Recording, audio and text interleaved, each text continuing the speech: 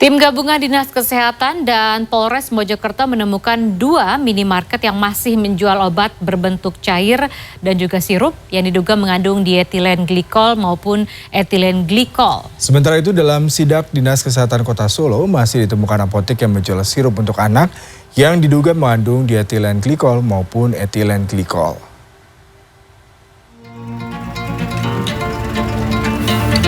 Dua minimarket di Kecamatan Mojosari, Mojokerto, Jawa Timur, Senin siang kedapatan masih memajang obat dan vitamin jenis sirup dan juga cair dari berbagai merek yang diduga mengandung dietilen glikol maupun etilen glikol.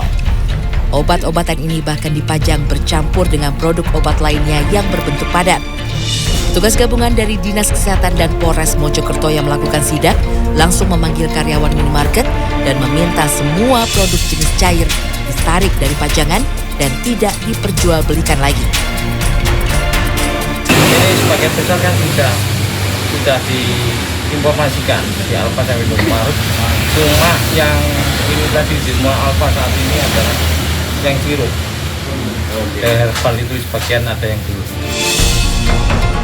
Jajaran Dinas Kesehatan Kota Solo bersama anggota Kepolisian Resor Solo, Jawa Tengah Senin siang juga menemukan apotek yang masih menjual obat sirup anak diduga mengandung dietilen glikol maupun etilen glikol. Kepala Dinas Kesehatan Kota Solo Siti Wahyuningsi mengimbau pemilik apotek agar tidak menjual serta menggunakan obat sirup pada anak-anak yang mengandung dietilen glikol maupun etilen glikol. Kemarin kan siaran persnya Kementerian Kesehatan kan semua sediaan sirup sebaiknya diamankan dulu. Nah ini kan sudah 2 vaskes ini, 1 apotek, ini kan ada di klinik juga, ini sudah kita amankan. Hingga saat ini di Kota Solo belum terdata anak yang menderita gagal ginjal akut.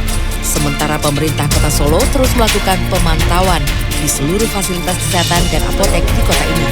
Tim Liputan CNN Indonesia.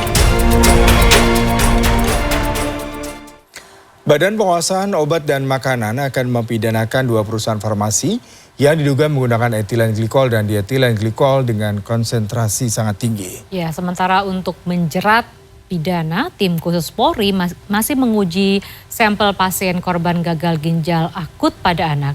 Berikut laporan khas Redaksi Pagi. Setelah ratusan anak meninggal akibat penyakit gagal ginjal akut, akhirnya pemerintah mulai mengambil langkah tegas.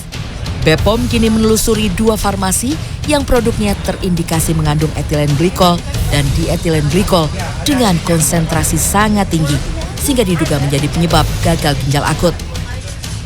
Indikasinya bahwa kandungan dari EG dan EDG di produknya itu tidak hanya dalam konsentrasi sebagai kontaminan, tapi sangat-sangat tinggi dan tentu saja sangat toksik, dan itu bisa tepat diduga bisa mengakibatkan ginjal akut.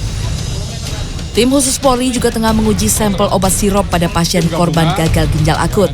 Sampel diuji di laboratorium forensik Polri untuk kepentingan penyelidikan. Tim juga menyelidiki unsur pidana dari penyakit gagal ginjal akut yang dipicu obat sirup. Hari ini mereka sedang melakukan pendalaman terkait hasil laboratorium. Tentunya laboratorium yang menyampaikan kepada penyidik, karena itu kepentingan penyidikan ya. Kita sudah mendapat sampel dari Kementerian Kesehatan, antara lain dari urin, kemudian darah, dan juga sampel obat. Sebelumnya dalam rapat internal Senin siang di Istana Bogor, Presiden Joko Widodo menyampaikan data per 23 Oktober dari 26 provinsi. Ada 245 kasus gagal ginjal akut.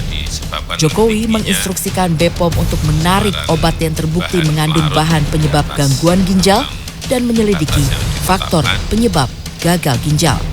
Tim Liputan CNN Indonesia.